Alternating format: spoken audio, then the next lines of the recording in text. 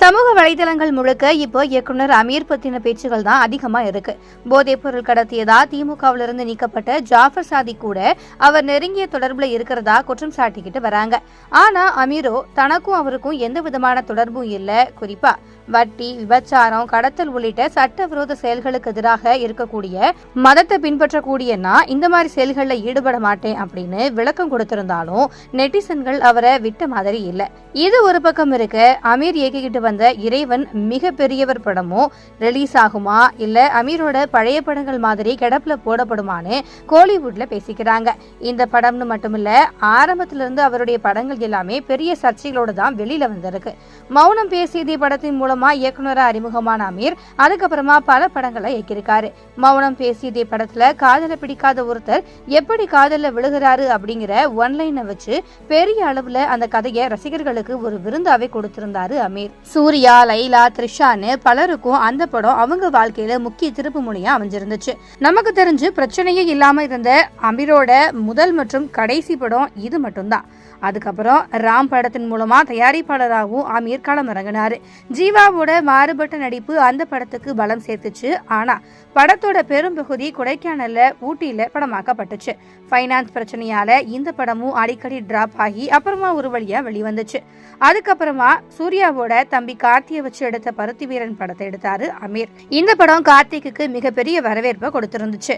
பிரியாமணி, சித்தப்பு சரவணன் ஆகியோருக்கும் சினிமாவில second innings ஆரம்பிச்சு வச்சதும் இந்த படம் தான்.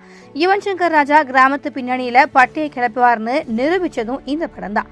விமர்சன ரீதியா இது பெரிய அளவுல வரவேற்கப்பட்டுச்சு. ஒரு கிராமத்து வாழ்வியல எப்படி இருக்கணும்னு அமீர் செதுக்கி அந்த படத்தை எடுத்திருந்தாரு.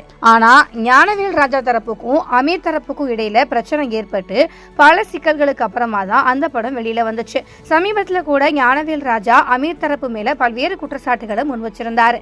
பட்ஜெட் அதிக அளவு இழுத்து விட்டது மட்டுமில்லாம எங்களை ஏமாத்திட்டாரு அப்படின்னு அமீர் தரப்பு மேல ஞானவேல் ராஜா குற்றச்சாட்டு வச்சிருந்தாரு. அமீருக்கு ஆதரவா பாரதி ராஜா முதல் சமுத்திரக்கனி வர பல இயக்குநர்களும் களத்தில் இறங்கி சண்டை செஞ்சாங்க.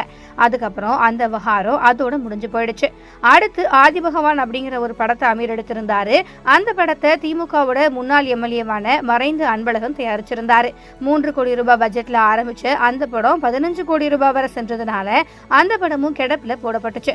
தொடர்ந்து பருத்தி வீரன் படத்தை போலவே தான் கை காசை போட்டு எடுத்து ரிலீஸ் பண்ணதா அமீர் பல இடங்கள்ல சொல்லியிருக்காரு. அந்த படமும் படுதோல்வியை சந்திச்சுச்சு. அதுக்கப்புறமா சந்தன தேவன் படம் என்ன ஆனச்சுன்னே தெரியல.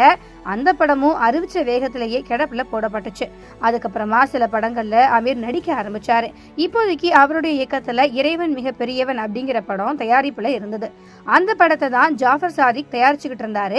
இந்த நிலையில போதைப் பொருள் கடத்தல் வழக்குல அவர் தலைமறைவானதால படம் நிறுத்தப்பட்டு இருக்கு.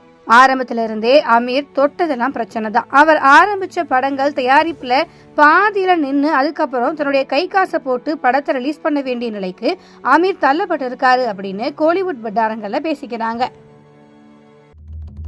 இந்த மகா சிவராத்திரி நீங்க விழிப்புணர்வா இருந்தா இதனால் மகத்தான நன்மை நாம் சம்பாதிச்சுக்க முடியும். ஆதியோகியின் அருளில் சத்குருவால் சக்தி ஊட்டப்பட்ட ருத்ராட்சம் இலவசமாக பெற ஆன்லைனில் பதிவு செய்யவும். விவரங்களை SMS-இல் பெற மிஸ்டு கால் கொடுங்கள் 8300083000.